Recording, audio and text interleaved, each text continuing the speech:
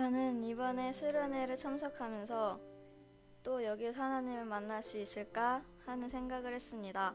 그리고 전도사님도 이번에 교사로 간다고 하셔서 좋았고, 감사하게도 저희 조 조장교사가 되어서 신났습니다.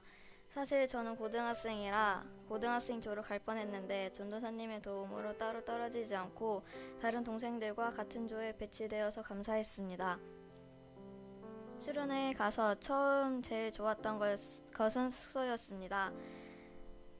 4인실에 침대가 두 개였는데 2단 침대라 4명이 잘 수 있었습니다. 사실 수련회 가기 전에 저희끼리만 쓸 수 있는 방이 있었으면 좋겠다고 기도했었는데 기도 응답을 받아서 감사했습니다. 저는 수련회 기간에 특별히 은혜 받은 것을 몇 가지 나누려고 합니다. 먼저는 첫째 날 저녁 집회 때 다니엘 김 선교사님께서 신명기 4장 1절에서 4장과 24절을 가지고 하나님을 경외하라 라는 제목으로 말씀을 전해주셨습니다. 선교사님께서는 우리가 하나님을 경외하기 위해선 첫째, 너의 반역의 날, 즉 불순종했던 날을 기억하라고 말씀하셨습니다. 말씀을 들으면서 내가 언제 누구에게 불순종했는지를 돌아보았습니다. 생각해보니 부모님께 불순종한 것들이 많이 생각났습니다. 설거지해라, 빨래해라, 마트 좀 봐 라고 시키셨는데 귀찮다고 하지 않는 날이 많았습니다. 그래서 이제부터는 부모님 말씀을 듣고 까먹지 않고 말씀을 순종하겠다고 다짐했습니다. 둘째, 너희 축복의 삶을 생각하라고 말씀하셨는데 이는 가나안 땅에 들어가서 사는 것이 축복이 아니라 그곳까지 인도해 주신 하나님과 함께함이 진정한 축복이라고 말씀해 주셨습니다. 이 말씀을 들으면서 정말 제가 하나님을 믿는다는 것 자체가 복이고 이 포커스 교회에 다니는 것도 복이라고 생각했습니다. 또한 하나님이 저를 만나주시면 마음이 편하고 두려움이 사라지고 제 삶이 바뀔 것 같다는 생각을 했습니다. 셋째, 그의 질투의 불을 기억하라고 말씀하셨습니다. 하나님의 질투는 사랑하는 사람과의 관계를 어떻게든 지키고 싶은데 상대가 그 관계를 깨어버림으로 말미암아 느끼는 분노라고 말씀하셨고, 물과 불의 차이점으로 물은 그릇에 담기는 대로 모양이 나오지만 불은 그릇에 녹여서 모양을 바꾼다고 하시면서 우리가 하나님과의 관계를 유지하지 않는다면 하나님은 우리의 그릇을 변화시키기 위해 질투의 불인 징계를 내리신다고 말씀하셨습니다. 말씀을 들으면서 하나님보다 노는 것, 스마트폰 하는 것, 연예인 더 좋아했던 것들을 회개하고 앞으로 하나님을 더 사랑하겠다고 다짐했습니다. 다음으로 둘째 날 저녁 집회 때 이문미 선교사님이 오셔서 데살로니가 전서 5장 17절을 가지고 기도하고 싶어지는 나 라는 제목으로 말씀을 전해주셨습니다. 선교사님께서 기도 응답 받았던 간증을 들으면서 나도 힘들 때 기도하던 하나님께 들어주시고 만나주시고 도와주실 거라는 확신이 생겨서 좋았습니다. 말씀 후 기도회 때는 하나님께서 제 마음에 들어오시고 제 기도 제목을 들어주시고 저를 만나달라고 기도했습니다. 또 첫째 날처럼 하나님께 저의 죄를 울면서 회개했습니다. 또 말씀 중에 내가 주여 라고만 불러도 주님이 나를 만나주시고 내가 필요한 것들 다 알고 채워주신다는 말씀을 믿고 주님의 이름을 여러 번 부르짖었습니다. 기도할 때 마음이 가벼워지는 느낌이 들었고 하나님께서 제 기도를 들어주신다는 느낌을 받았습니다. 이번 수련회를 마치면서 앞으로 하나님을 더 사랑하기 위해 말씀을 하루에 한 장씩 꼭 읽고 플래닝을 통해서 영향력 있는 사람이 되고 싶다고 다짐했습니다. 들어주셔서 감사합니다.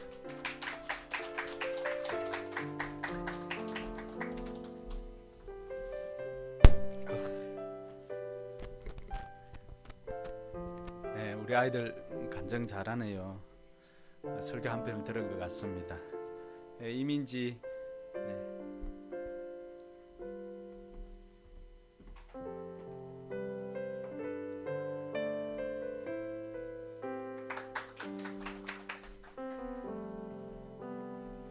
오린 캠프를 가기 전 이번에는 하나님을 꼭 만나고 싶다는 생각과 동시에 한편으로는 스케줄을 보면서 엄청 피곤하겠다는 생각을 했습니다.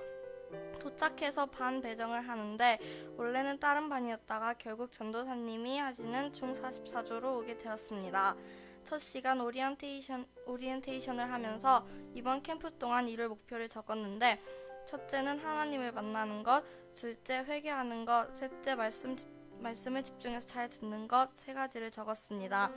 그래서 특히 말씀을 잘 듣기 위해 노력했습니다. 첫 말씀은 박현동 목사님께서 전해주셨는데 하나님 안에서 우리는 뭐든지 할 수 있다라는 말씀이 가장 인상 깊었습니다. 왜냐하면 하나님께서는 우리 한 사람 한 사람을 차별하지 않으시고 다 똑같이 대해주시기 때문이라고 하셨습니다. 저녁 집회 때 다니엘 김 선교사님께서 말씀을 전해주셨는데 말씀을 다 듣고 난 후 무릎을 꿇고 하나님께 회개하는 시간을 가졌습니다. 저는 하나님 우리가 너무 멀리 온 것 같습니다. 다시 주님께 돌아가게 해주세요 라고 열심히 회개 기도를 했습니다. 회개 기도를 하고 나니 마음이 시원해지는 것 같았습니다. 이로써 첫째 날에는 저의 목표 중 두 번째, 세 번째 목표를 이루어 감사했습니다. 다음 날에는 6시 반에 있는 새벽 기도에 참여해서 하나님 오늘은 꼭 저를 만나주세요 라고 기도했습니다. 그 후 아침을 간단히 먹고 오전 강의로 아놀드 홍 집사님의 간증을 들었습니다. 그분은 내 몸은 내 것이 아니라 하나님의 것이라고 이야기했는데 말씀을 들으면서 나는 하나님이 주신 몸을 어떻게 사용하고 있나 돌아보고 앞으로는 몸이 더 건강해질 수 있도록 신경을 많이 써야겠다고 생각했습니다.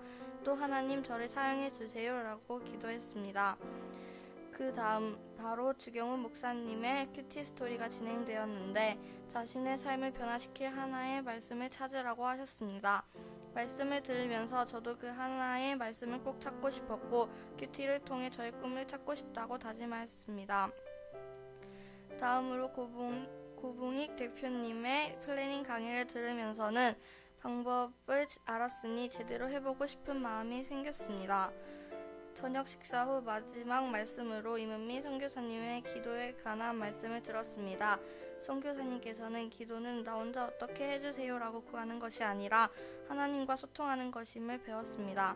특히 예수 그리스도의 이름으로 기도하면 들어주신다고 말씀하였습니다. 말씀을 들으면서 저도 힘들거나 짜증날 때 예수 그리스도의 이름으로 대적 기도를 해야겠다고 생각했습니다. 그 후 기도회 때 하나님께 기도의 문을 열어주시고 내 안에 있는 상처를 치료해주세요 하고 기도했습니다. 기도 중에 제가 이때까지 힘들었던 일을 기도로 하나님께 말하는데 하나님께서 들어주시고 위로해 주신 것 같아서 눈물을 많이 흘렸습니다. 말씀을 들으면서 한 말씀 한 말씀이 너무 소중했던 것 같습니다.